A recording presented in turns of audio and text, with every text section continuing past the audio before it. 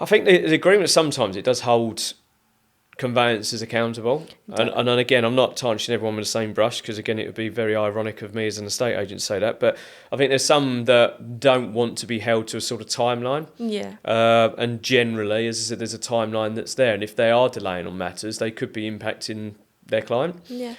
I think for me, there's a lack of understanding. I think, again, going back to it as well, is when you're talking about sort of the average timeframes, I know we alluded there to 12 weeks, right? Mm-hmm. The national average is, I think last time I looked at it was about 156 days. Yeah, around that. So when you're talking 156 days, that's a lot of time for somebody to potentially change their mind.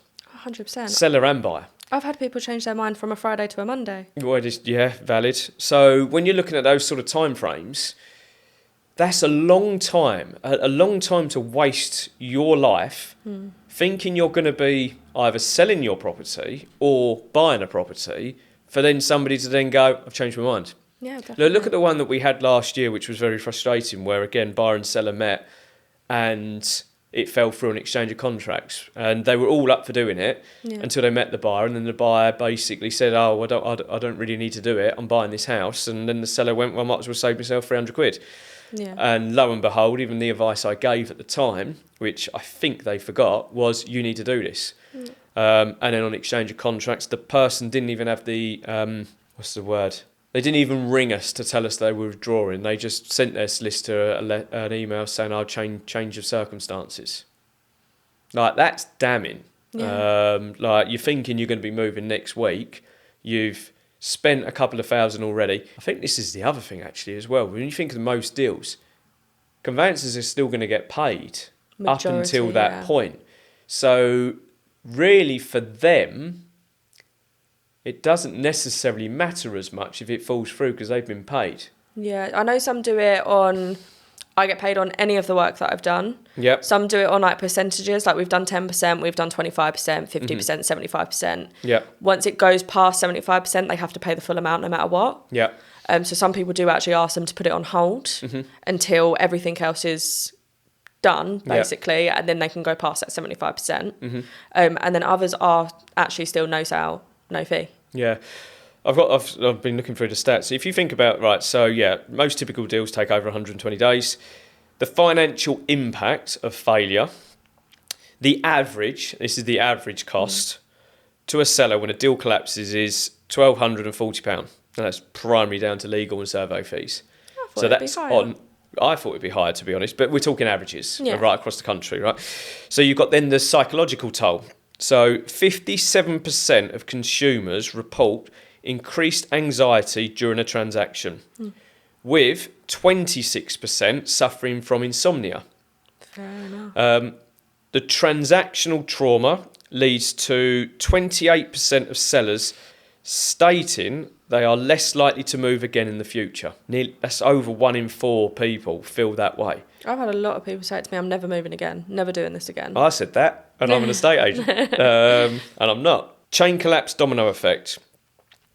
Because most UK sellers are also buyers, a collapse at any point in the chain can derail multiple lives simultaneously. Research indicates that 54% of participants in a property chain have seen at least one deal fall through. So 1 in 2 people, is that right? Yeah, 54% have seen a deal fall through. So when you're sort of looking at these sort of stats, if you look at sellers in Sittingbourne, from the moment the property goes onto the market to the moment they get the keys, the average time is 200 days. So that's over half a year. Well over half a year, isn't it? Yeah. Of your time trying to sell your house. Yeah, definitely. It's crazy. Let's have a quick look. So when we're looking at it and we're talking gazumping and gazundering, so just obviously quickly going an idea, gazumping is when a seller chooses a higher offer after accepting an offer, and gazundering is when a buyer does it the other way, they agree a figure and then they knock the figure down. So when you're looking at this prolonged window of 200 days, the uncertainty is a major deterrent. Furthermore, the lack of transparency in the system means only 2% of buyers feel they receive enough information before making an offer. So I suppose when we're going back to what we do and how we speed the process up, we get all this upfront information. How many times has a seller said, I don't need to do that? So many times. Yeah, we've had it recently, haven't we? Yeah. Where you had it with a client and I told you you've got to tell him to do it. Yeah.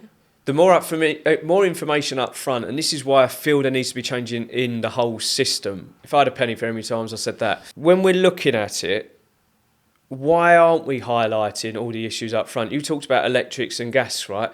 We know it's going to come up in the transaction, right? So get it done beforehand, right? All the other information, all that information that's on there. I had somebody recently that had a major dispute with a neighbour, and she said, well, I don't want to tell them.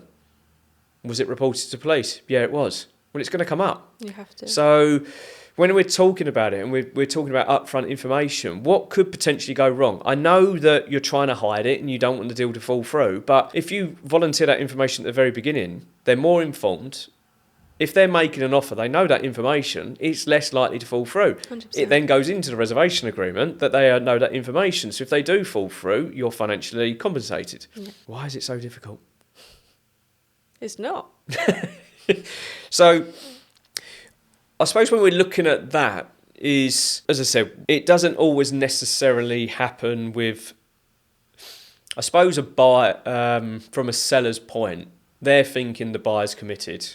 Well, you never know up until exchange of contracts, yeah? And even with the other way round, a seller doesn't know that a buyer's going to change their mind and try and renegotiate later on down the line. And they can do. All right, doesn't always happen, but what is that going to do? If a buyer comes back on exchange of contract and says, I need to drop my offer by 10 grand, you've got two options, haven't you? You either swallow it, or you then spend another 120 to 200 days on the market. Then you're probably then talking a year on the market. And I've heard it happen a lot, where people wait until literally the day before exchange, and they're like, I'll exchange tomorrow, but only if you drop by the price by like 75 grand. Yeah, it's ridiculous. But I suppose it's also then comes back to the survey, isn't it? The survey discussion's easier to have now with buyers, isn't it? Because ultimately a survey, I need to make sure I get this right because I have been challenged on this. So if we are talking a level 2 survey, building survey about property, there's 3 gradings. The 3 gradings are 1 to 3, yeah? 1 being okay or good, 2 it's an amber in the sense that it's going to need some work later on down the line, or 3 it's an urgent repair. But how many urgent repairs aren't actually urgent repairs? Yeah, a lot of urgent repairs are the surveyor's not allowed to be intrusive in any way, shape or form. Yep.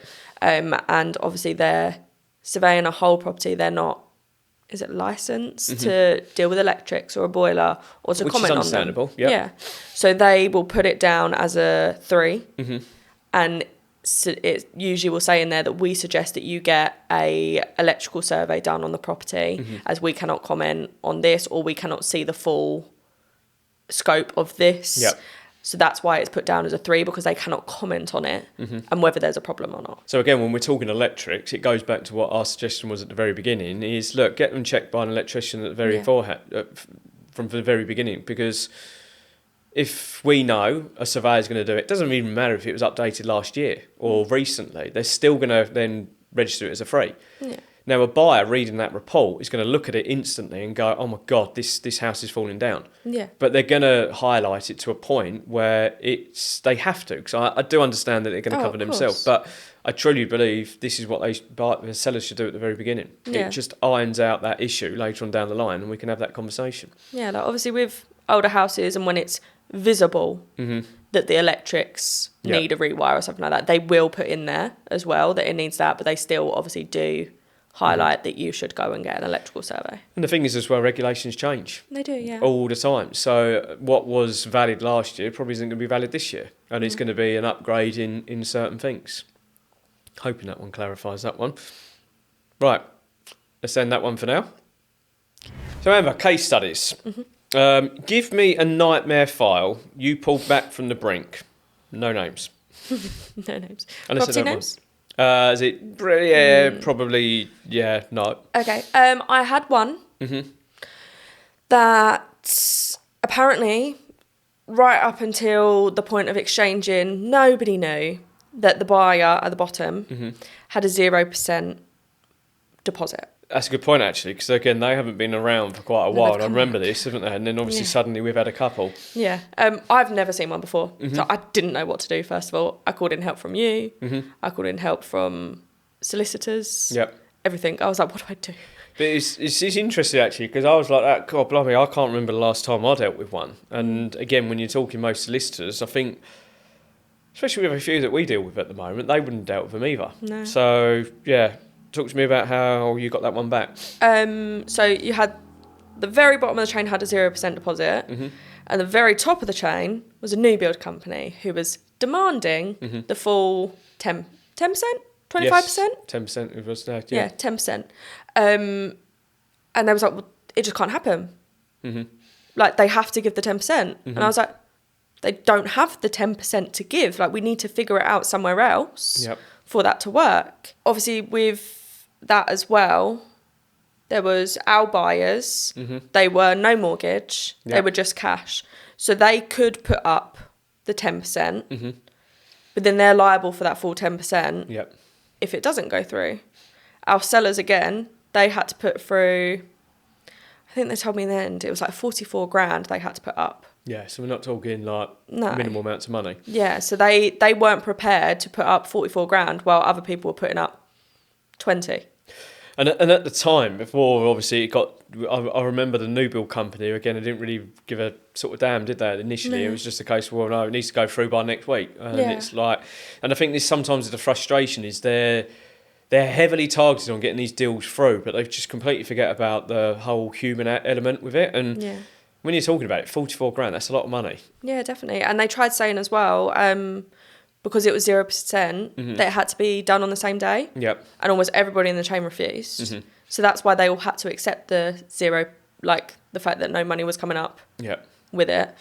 In the end, I managed to get hold of the new build company and speak to them and get them to lower it to basically accept a 0% deposit all the way up. Yep. Which was doable. Yeah. And it went through, wasn't it? Yeah. And in fairness, actually, that was probably, in my time, I've had a couple of people where they've sung my praises, but I would probably say that's probably one of the best reviews or thank yous I know that we've actually had from a client. Made me want to cry. Yeah. But it generally was, and it was actually nice to actually be recognised, because I think half the time, it goes back to what I'm going to ask you in a minute, but I don't think half the time, and I've always said this to you, oh God, bloody he knows, you don't tell people what you do. Yeah.